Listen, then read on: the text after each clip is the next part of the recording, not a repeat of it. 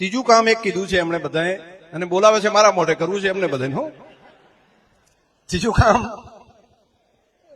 એમણે કીધું છે કે લગ્ન માટેની જો તિથિઓ 2 થઈ જાય, કે 2 તારીખે આપણે લગ્ન બધાય કરવું, તો બધા દોડાદોડી અહીંથી અહીં બધા જતા હોય છે, અને બધાની દોડાદોડી ખૂબ કરતા હોય છે, અને લગ્નમાં જાય છે પાછા એને મેં તો ચેક કર્યું છે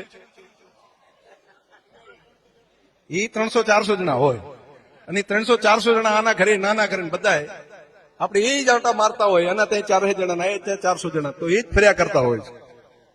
બીજા તો બિચારા ઘરે બેઠા હોય સાહેબ, તો એમને કઈ ઉપાધિઓ હતી.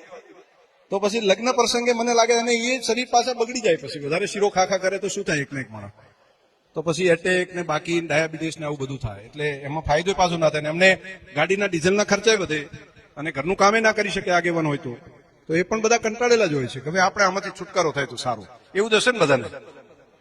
તો બધાની જો આવી કંઈક વ્યવસ્થા એક થાય કે તારીખ નક્કી કરીને 1 કે 2 જગ્યા, 1 કે 2 દિવસ, તમે એક શિયાળામાં ને એક ઉનાળામાં, એવો જો 2 સિઝન નક્કી થાય, 2 દિવસ નક્કી થાય, બધા લગ્ન, બધાના સામૂહિક રીતે લગ્ન તે દિવસે મુહૂર્ત જોડાઈ દે, અને બધાના લગ્ન કરે ભલે પોતાના ઘરે, તો એની વ્યવસ્થા ત્યાં થાય. અને એક દિવસ સમૂહ લગ્ન માટેનું રાખવું, એમાંથી ચલો કોઈ બાકી રહી ગયા હોય તો સમૂહ લગ્ન, એક શિયાળામાં, એક ઉનાળામાં અને એક સમૂહ લગ્ન, તો આવા 3 એમ ને. આ તો આવું કરી શકાય, વાત સાચી છે. તો આ વાતે આમ ઠીક લાગે છે બધાને? ઠીક લાગતી હોય તો તમે હાથ ઊંચા કરો, ધ્યાનમાં આવે બધાને. તો આમાં પાછળ જરા કહું, જરા પાછળ જમનિયાને ગમ્યું બધાને? તો હાથ ઊંચા કરો જમનિયાઓ. હા, તો બરાબર. બહેનોમાં આ બરાબર છે તો હાથ ઊંચા કરો. બરાબર. તો એમ તો મોટા ભાગે તમારો વિષય છે એ એમનો મનની વાત છે. તો આ કામને પણ તમે ભેગા બેસીને જો નક્કી કરો તો આ સર્વસંમતિ થઈ જાય, અને આવા 2 નિર્ણય જો મોટા થાય તો આ કામ બધાને ગમે છે. અને આ શરૂઆત તમે કરશો તો સમાજના, રાજ્યભરનો આજના સમાજ આ કામ કરવા તૈયાર છે. બધાના મનમાં પડ્યું છે, પણ શરૂઆત કોણ કરે? તો સારી શરૂઆત અહીંથી તમે કરી શકો એટલા માટે કે આપણે ત્યાંથી આટલો લાંબો અનુભવ છે સમૂહ લગ્નનો, અને બાકી અને બધાનું એક મત છે. અહીંયા સમાજની અંદર જે વાત કરે છે બધા એક મત થઈને કરે છે. અહીંયા કોઈ 2 વાત હોતી જ નથી, બધા જે કરે, નહીં તો આણે કર્યું આણે ન કર્યું આવું કઈ છે નહીં.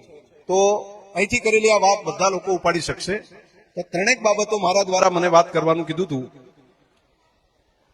એક ડેરી દ્વારા જીપીએસસી યુપીએસસી માટેની તૈયારીનું એક મોટું સેન્ટર પાલનપુરમાં આપણે કરવા જઈ રહ્યા છીએ કોમ્પિટિટિવ એક્ઝામમાં. તો જેને ત્યાં ગાંધીનગરમાં એની હોસ્ટેલ સહિતની વ્યવસ્થા કરીએ છીએ, અને સારા ટ્યુટર પણ ત્યાં લાવીએ છીએ. તો એમાં પણ જે તેજસ્વી દીકરા દીકરીઓ હોય ને જેને કંઈક કરી શકે એમ છે, એની પરીક્ષા લઈને અહીંથી તમે એમાં ભાગ લઈને કરી શકો. તો એને રહેવાની વ્યવસ્થા અને એના ખર્ચની વ્યવસ્થા એ બધી ત્યાંથી ડેરી દ્વારા, ગલબાભાઈ ચેરિટેબલ ટ્રસ્ટ દ્વારા એક મોટું અભિયાન હાથ ઉપર લીધું છે આખું. તો એ કામને પણ આપણે એમાં પણ ઇન્વોલ્વ બધા થાવ. 3-4 બાબતો મારે તમારા બધાની વચ્ચે કહેવાની હતી. મને ગણેશબા અને એમનું પરિવાર અને ભગવાનભાઈનું પરિવાર માટલાથી, આ બંને સમૂહ લગ્નની અંદર પણ આ વર્ષે કેટલા કીધું છે? તેજાભાઈ ક્યાં ગયા? 251 ને 251 નું એમણે દાન આપવાનું આ નવા સમૂહ લગ્ન માટેની એમણે વાત કરી છે. તો એમને અભિનંદન. અને સાથે સાથે તેજાભાઈ તમે જ કહેજો. તો પછી તો મને કીધું તમે બોલજો એટલે બોલું છું. મને તો લાઈન તમે જે બોલાવો એ બોલું છું. 5,51,000 રૂપિયા ભગતભાઈ લખાપુરા. બહુ સરસ, બહુ સારું, અભિનંદન. 1,51,000 રૂપિયા ભગવાનભાઈ સક્તાભાઈ ચલવાડા એમના તરફથી. 51,000 રૂપિયા સ્વર્ગસ્થ ભગવાનભાઈ ખેતાભાઈ હસ્તે રામજીભાઈ ખેતાભાઈ માટલા. અને 2,51,000 રૂપિયા ગણેશભાઈ હરજીભાઈ માટલા.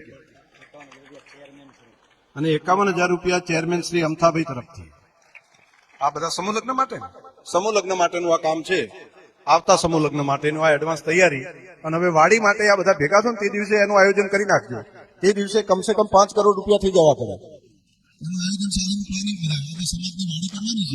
અને એટલી 30 વીઘામાં સરસ મજાની વાડી થઈ જાય. અને મને કહેજો, હું હાજર રહીશ. અને જે કંઈ કરવું હશે બધું વ્યવસ્થા આપણે ભેગા મળીને સાથે રહીને કરશું. અને બધાએ નાનું મોટું બધાનું દાન લેવાનું. નાનું તો નાનું, 1000 રૂપિયાનું દાન હોય તો બહુ મોટું કહેવાય. બધાનું લઈને એક સમાજની સરસ મજાની વાડી બધા ભેગા મળીને કરો. અને પ્લાનિંગ પણ 5 કરોડથી નાનું ના કરતા, એનાથી મોટું કરવાનું. તો બધું સારું થશે. સમાજમાં પૈસા થઈ જશે, તકલીફ નહીં પડે. બધા ભેગા મળીને કામ કરશું તો થઈ જશે કામ. તમે બધા દર વર્ષે મારી રાહ જોતા હો છો અને બેહો છો. લગ્ન પતી ગયા પછી કોઈ બેહે નહીં, અને છતાંય તમે બેસો છો ને મને ખબર પડે છે. નહીં તો બધાને ઘરે જવાનું હોય, બધાને નીકળી જવાનું હોય, છતાં પણ રાહ જોઈને જવાની આવો. માતાઓ, બહેનો, વડીલો, બધા જે રાહ, તમારું પ્રેમ અને લાગણી છે. હું જ્યાં વિધાનસભામાં હોઉં કે બાકી કામ, તમારા બધા માટે, તમારા હિત માટે સતત કામ કરતો રહીશ. તમને બધાને હૃદયપૂર્વકની ખૂબ ખૂબ શુભકામનાઓ.